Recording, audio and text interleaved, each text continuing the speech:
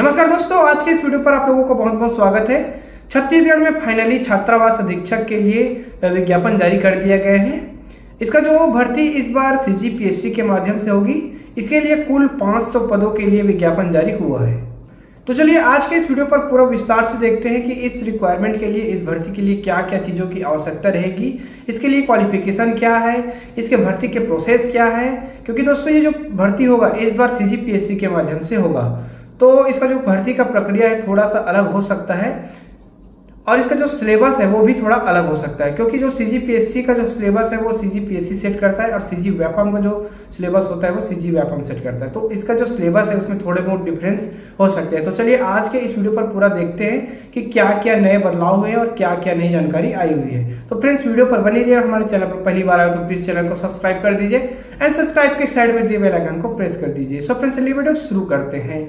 तो दोस्तों CGPSC की ऑफिशियल वेबसाइट पर छात्रावास अधीक्षक श्रेणी द के लिए जो नोटिफिकेशन है वो जारी कर दिया गया है। इसके लिए ऑनलाइन आवेदन फॉर्म भरने की जो प्रारंभिक तिथि है वो 20 मई 2023 है तथा जो लास्ट डेट है वो 8 जून 2023 है।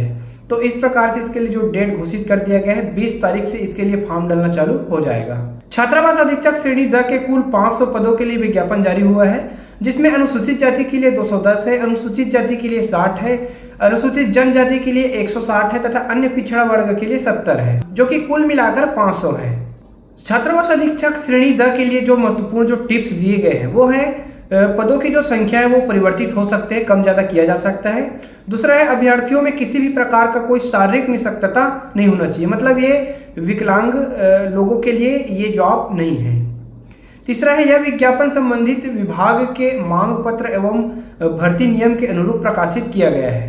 उसके बाद देखते हैं इस पद का विवरण, वेतनमान एवं शैक्षणिक अर्हता। तो ये जो पद जारी हुआ है इसका नाम है छात्रावास अधीक्षक श्रेणी द और इसकी जो सेवा की श्रेणी है वो तृतीय श्रेणी है और इसके लिए जो वेतनमान रहेगा वो वेतन मैट्रिक्स लेवल 6 का रहेगा, मतलब छठा वेतनमान के तहत इसमें जो सैलरी मिलेगी।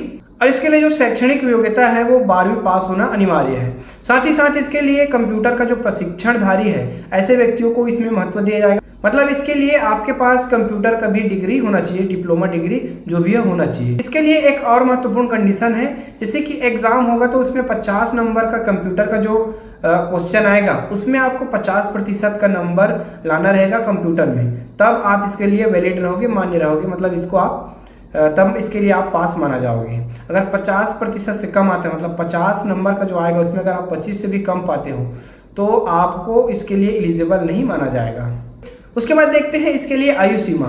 तो अभ्यर्थी की आयु दिनांक 1 जनवरी 2023 को 21 वर्ष से कम नहीं होनी चाहिए तथा 35 वर्ष से अधिक नहीं होनी चाहिए। अगर 35 वर्ष से अधिक है तो OBC ST जो शासन के द्वारा जो नियम है उसके तहत 5 वर्ष तक का छूट दिया जा सकता है, मतलब अधिकतम 40 वर्ष से अधिक नहीं होना चाहिए।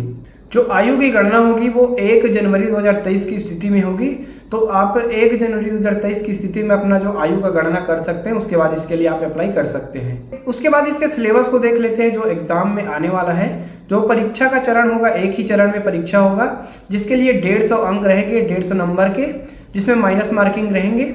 और इसका जो सिलेबस है वो कंप्यूटर से संबंधित सामान्य ज्ञान रहेगा, हिंदी व्याकरण सहित अंग्रेजी, गणित, सामान्य ज्ञान, समसामयिक घटना, खेलकूद, देश विदेश, छत्तीसगढ़ की सामान्य जानकारी, बाल मनोविज्ञान से संबंधित प्रश्न भी पूछे जाएंगे। तो फ्रेंड्स इस प्रकार से जो छात्रावास अधीक्षक द श्रेणी के लिए विज्ञापन जारी हो गया है। तो अगर आप इसके लिए आवेदन करना चाहते हैं तो ऑनलाइन अप्लाई कर सकते हैं 20 तारीख के बाद से।